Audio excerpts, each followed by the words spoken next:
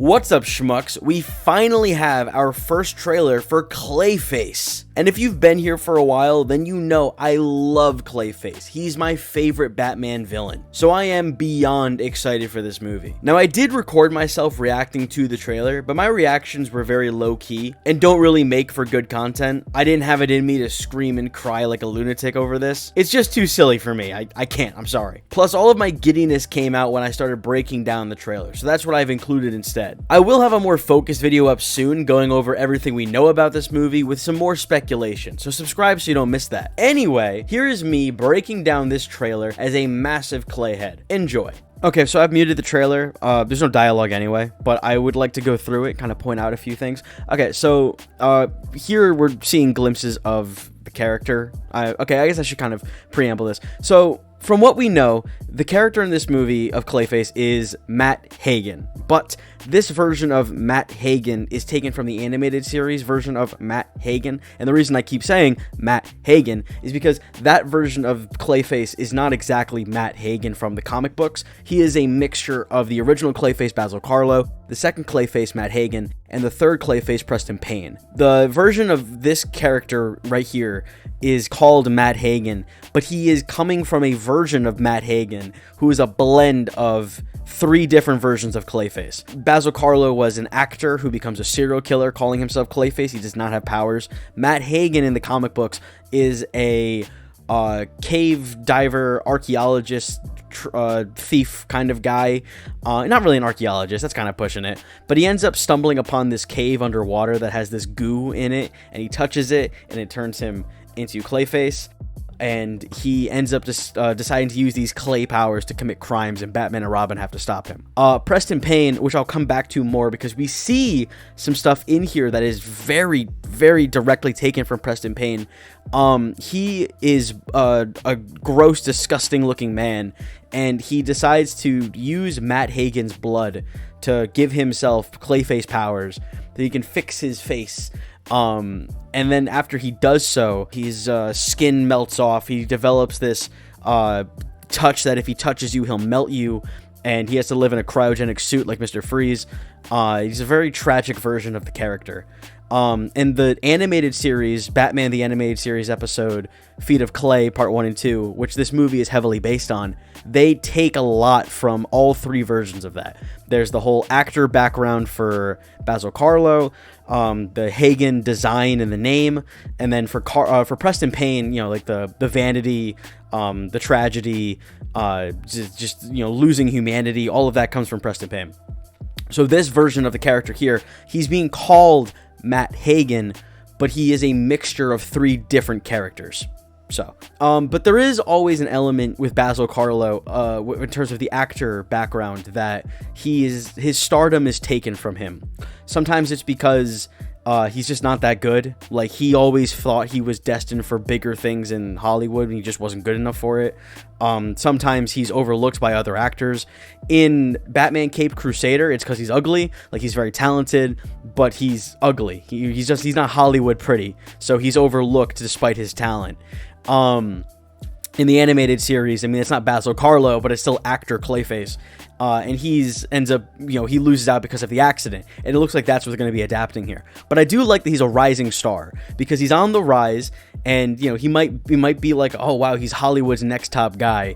And then horrible accident befalls him, and now he, you know, turns to a life of crime as supervillain Clayface. You know, like, what could have been, and it was all taken away from him in a moment. That tragedy, I love tragic characters, so that I think that's really good. I think they're creating a very compelling version of my favorite Batman villain, who I already find incredibly compelling. I'm gonna see if I can pause it in time. Again, okay, here we go. He's Tom Reese Harries. I'll put an image on screen, but he is just spitting image of how Clayface looks in One Bad Day. Just like almost exactly ripped out of the comic book. It's incredible. But yeah, I mean, this is him clearly on a red carpet, enjoying the limelight, having the time of his life, you know, thinking like, wow, I'm really living large. What possibly could happen to me? What could possibly dampen my light? Let's talk about this. I mean, this looks like after his disfigurement, they put him in this thing. Maybe it's supposed to treat him. Maybe this is after he gets like his Clayface injections, which I think we see a little bit of in this trailer, and it's supposed to just kind of keep his face on his head. But also there is a little Phantom of the Opera vibes going on here. And Clayface does take from Phantom of the Opera, that character, the idea of the original one, the Basil Karlo one, the idea of this guy who is, like a showman who's a killer, and this is going after the damsel on set, the disfigured face thing, like that's all pulled from Phantom of the Opera, given to Clayface. So a direct homage like that, I like that a lot. I think that's a really good detail. Okay, it took me a minute, but I did find it. So, I mean, I was just talking about maybe there was a genuine accident. He's clearly disfigured on purpose. We see over here in the corner somebody holding him down, and then we have this main guy holding him by the head as he cups into him with a knife. That's very interesting to me. I'm so curious about what's happening here. To be fair, it's Gotham. This could just be happening to anybody. This could be literally anybody. It's fucking Gotham. Some people holding you down, cutting your face off. That just kind of feels like what happens in Gotham on the day-to-day. But yeah, I mean, I'm sure there'll be some kind of context around this. Maybe he's one of those shady actors who's up to shady shit, and he owes some people money or something, and they decide to fucking cut his face off. I love this. This is so good. All right, so this is very Preston Payne. To be fair, this is very Clayface in general. This has been done a lot in the animated series, Batman animated series projects over the years, where you see Karlo, Hagen, whichever version of Clayface they're doing. It's neither of them in Batman, the Batman animated series, where you see the face melting and drooping. Cape Crusader does it. It kind of happens in animated series. It happens in the Batman, like I was just talking about. But this also has ties to Preston Payne, where after he injects himself with Hagen's blood, he goes on a date with this beautiful woman, lovely, lovely, lovely girl. And then, they're having the time of their life. They're walking through the park. And as she, is looking at something like, wow, what a beautiful dog, she looks back to him. Lo and behold, he looks like that. And she obviously screams and tries to run in terror, and he instinctively goes to reach for her, and as he touches her, she fucking melts, and he kills her. So I don't know if they're going to go that route where he's out and about with somebody, his face droops and melts off, and he kills them. I think that would be stellar. That would be an incredible moment of horror, but this is clearly a route that they're going here with the whole Preston Payne thing, which I love. I have said multiple times in all the videos I've made about this movie that Preston Payne is the story that they should pull from.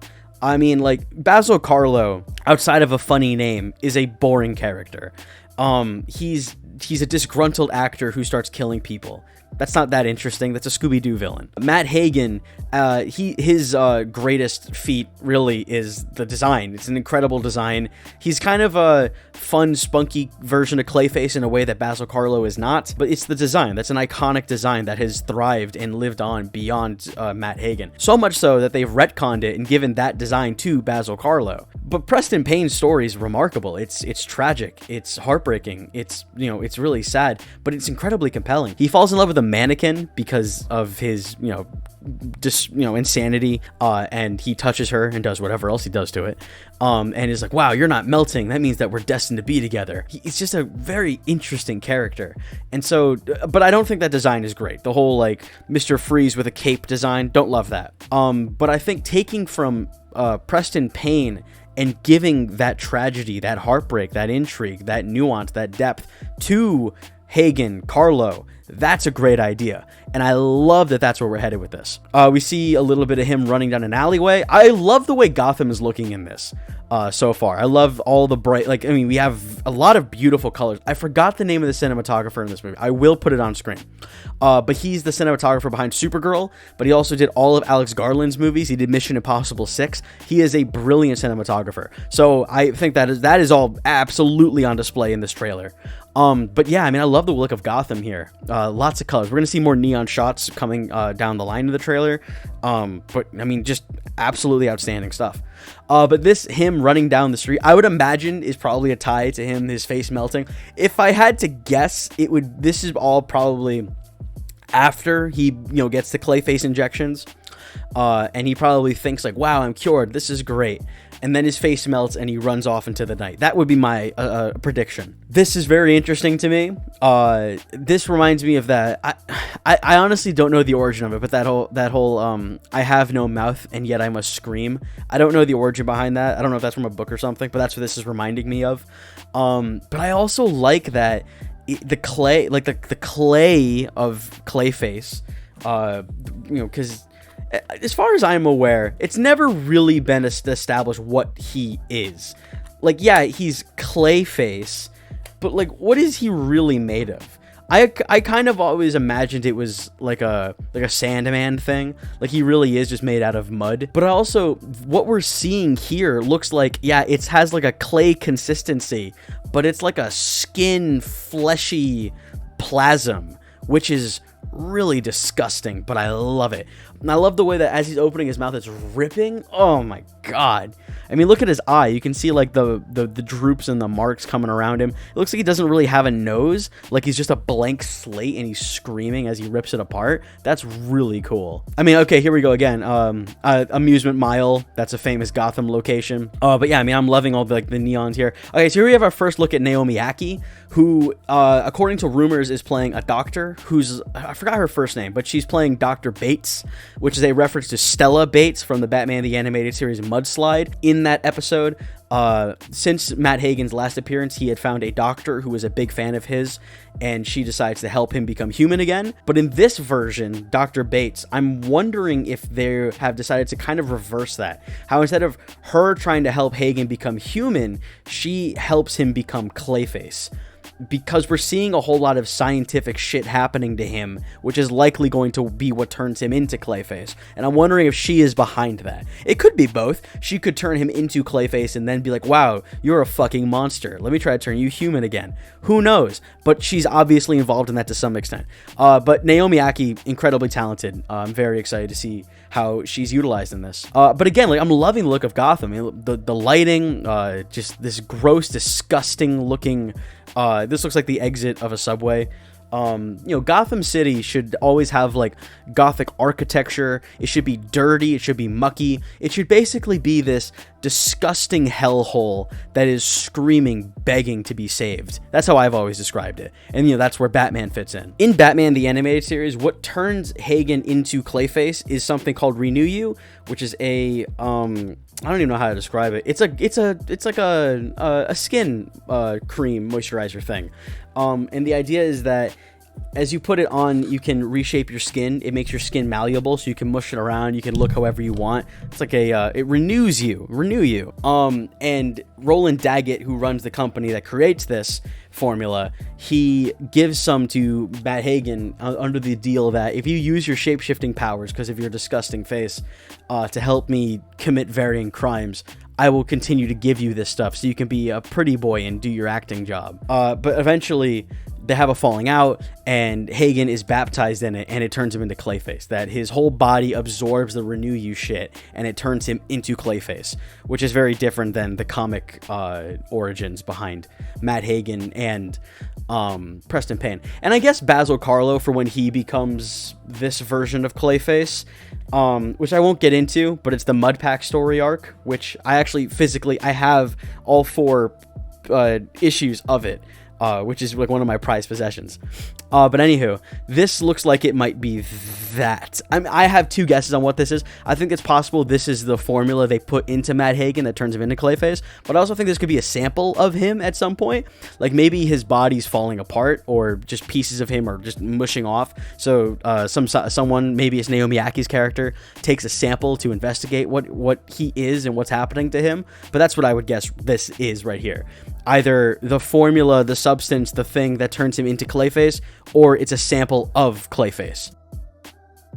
I mean, you can see it like hopping around, moving around. It's alive. That's interesting and disgusting. I do like the font and the effect they're using here. It looks like clay, like they've made this out of clay. And then like all of this being like look like a hardened clay. Then you can see like fingerprints in it. I think that's supposed to be, you know, like someone's like mushed it together like clay. And then when we get the final title reveal, it's mushy and it's liquidy and it's falling apart. I like that. Oh my god, look at that. I didn't even notice that before. You can like this eye is just basically completely covered up, and this one you can see the clay skin kind of drooping down over it.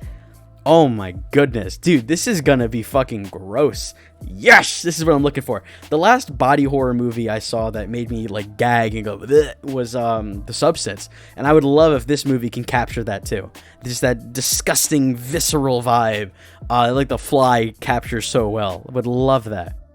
Oh yeah, better shot of it right there. Look at that shit. Oh my god, that is awesome.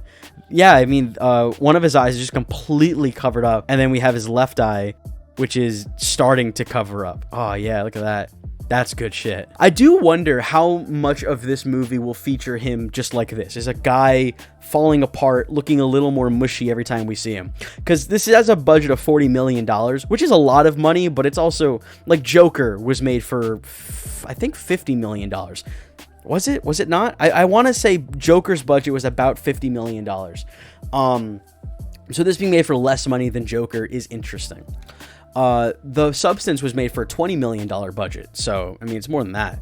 But I never really did think that we were gonna get giant Mudman as the protagonist of the grounded body horror movie. I never really thought that was the route they were gonna go. It seems kind of silly.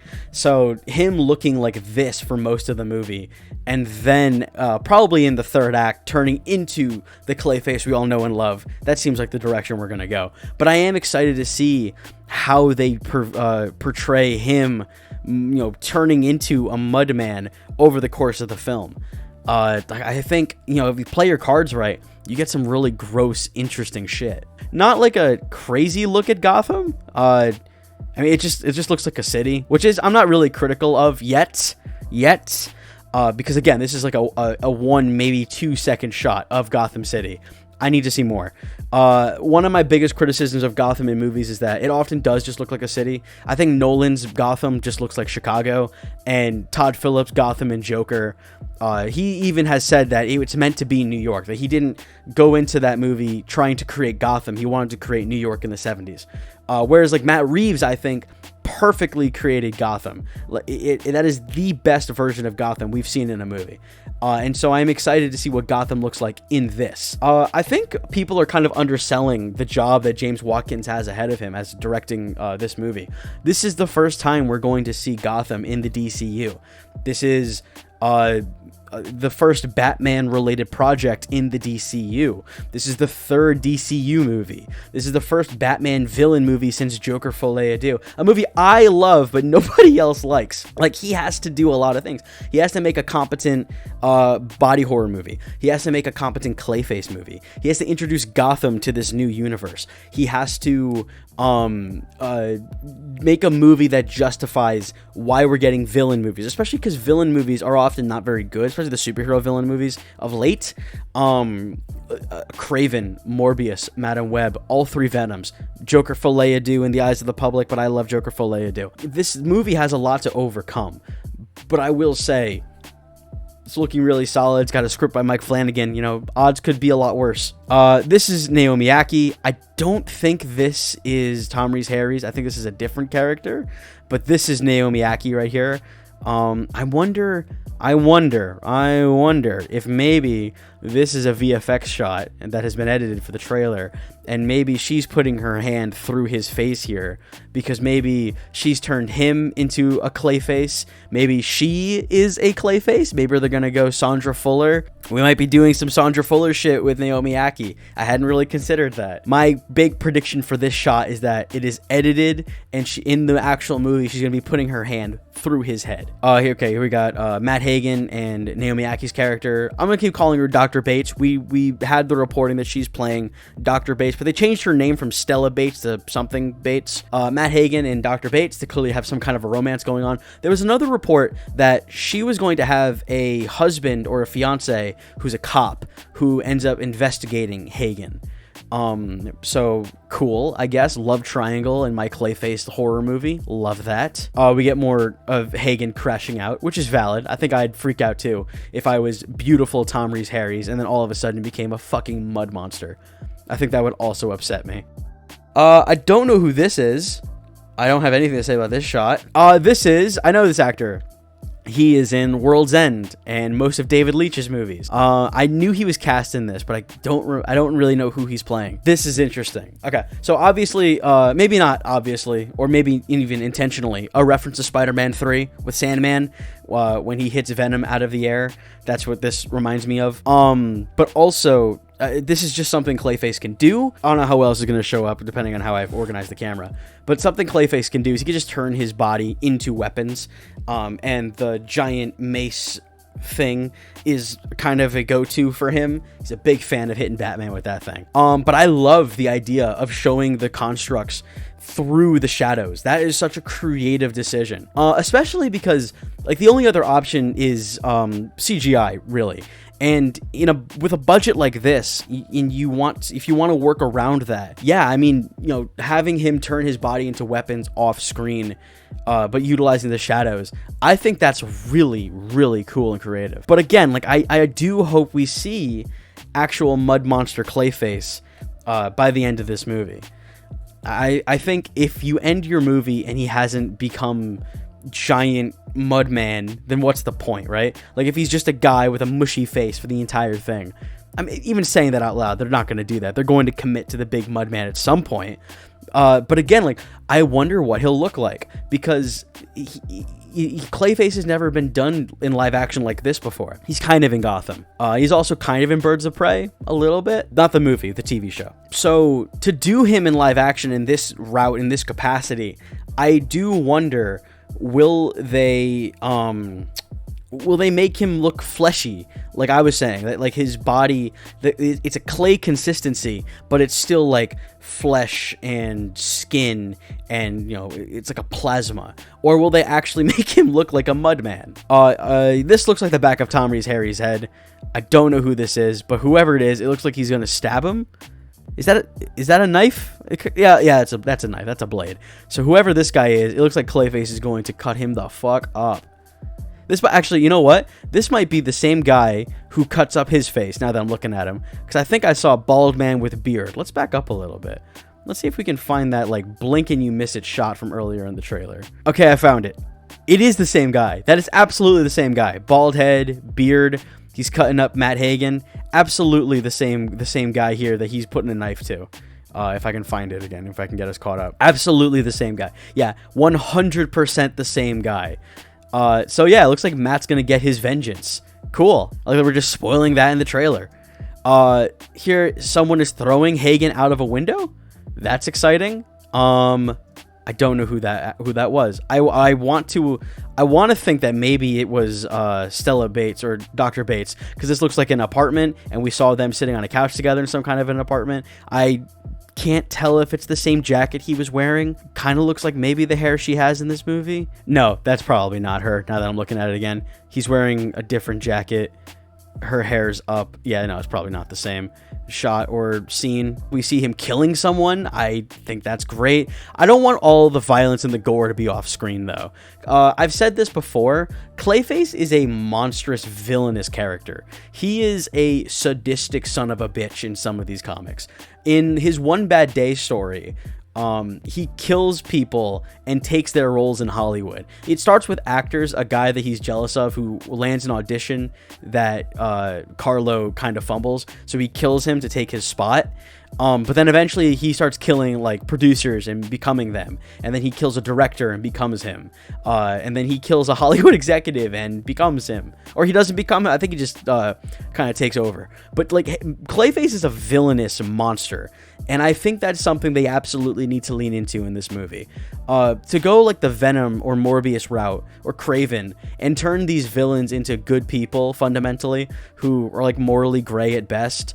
Or at worst, I should say. I don't want that. I want you to fully lean into the tragedy of this guy. Maybe Hagen was a good person before the accident or the attack on his life that disfigures him, or attempt on his life that disfigures him, I should say. Maybe he was a good person then, but this should break him. This should turn him into a monster.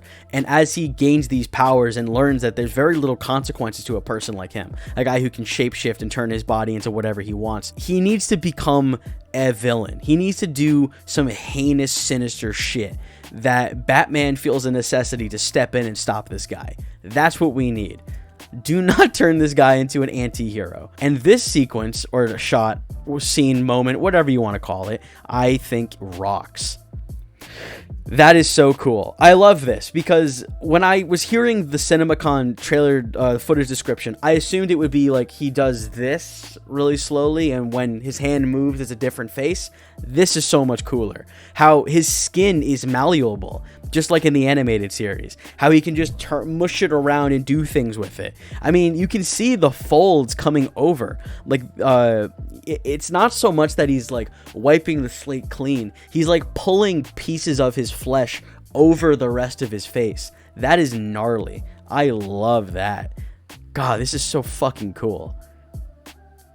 Oh, that rocks. God, that's so gross. I love it so much. And that's Clayface. That is the Clayface trailer. Oh my god, dude.